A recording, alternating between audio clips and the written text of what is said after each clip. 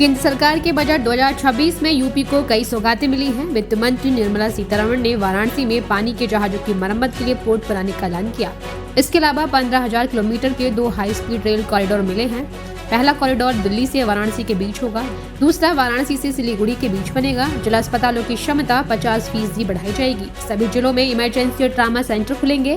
प्रदेश के सभी 75 जिलों में एक गर्ल्स हॉस्टल बनाया जाएगा। 5 लाख से ज्यादा आबादी वाले शहरों के इंफ्रास्ट्रक्चर को 12.2 लाख करोड़ से डेवलप किया जाएगा। इस कैटेगरी में लखनऊ, अयोध्या, गोरखपुर समेत 25 शहर आएंगे। छोटे तीर्थ स्थलों को भी विकसित किया जाएगा। बजट में काशी पर खास फोकस किया गया है, जहां काशी से 2 कॉरिडोर शुरू होंगे, वहीं पोर्ट भी बनाया जाएगा।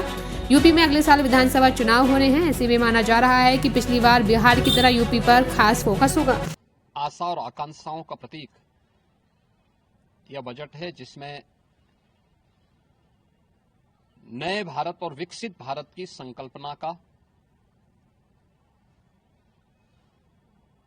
दृष्टि स्पष्ट दिखाई देती है।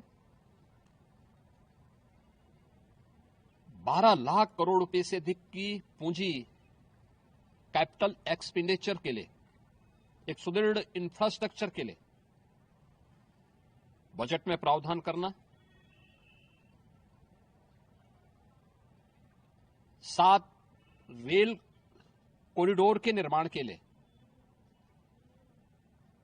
प्रावधान करना। अखिलेश यादव ने बजट पर तंज कसा, कहा यह समझ के बाहर का बजट है और ये बजट गरीब के समझ के बाहर है। जो बुनियादी चीजें हैं, शिक्षा, स्वास्थ्य, आप सोचिए उत्तर प्रदेश का हाल आपने सुना होगा, देखा होगा। पोस्टमार्टम होना है किसका, और पोस्टमार्टम के लिए ले किसको जा रहे हो?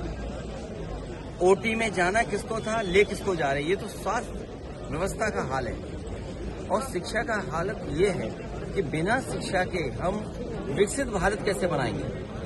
विकसित भारत का सपना अगर देखना है तो शिक्षा क्षेत्र में हमें ज्यादा से ज्यादा बजट देना पड़ेगा। ये समझ से बाहर बजट है, ये सपने दिखाने वाला बजट है। जिन लोगों ने अपने पुराने घोषणा पत्र पे कोई काम न किया, उनसे उम्मीद क्या करें? बीजेपी से उम्मीद ही नहीं तो बजट से उम्मीद क्या करें? ये हमेशा बड़े लोगों के लिए, 5% के लोगों के लिए बजट बनाते हैं, आम जनता के निराश किया है। और फिर 25 करोड़ अगर गरीबी रेखा से बाहर आ गए हैं तो कम से कम ये बताएं कि जो 95% आबादी हमारे देश की है, उस जो गरीब है उसकी प्रति व्यक्ति आय क्या है? क्या सरकार ये बताएगी प्रति व्यक्ति आय क्या है? वहीं डिम्पल यादव ने कहा बजट में कुछ भी नहीं है।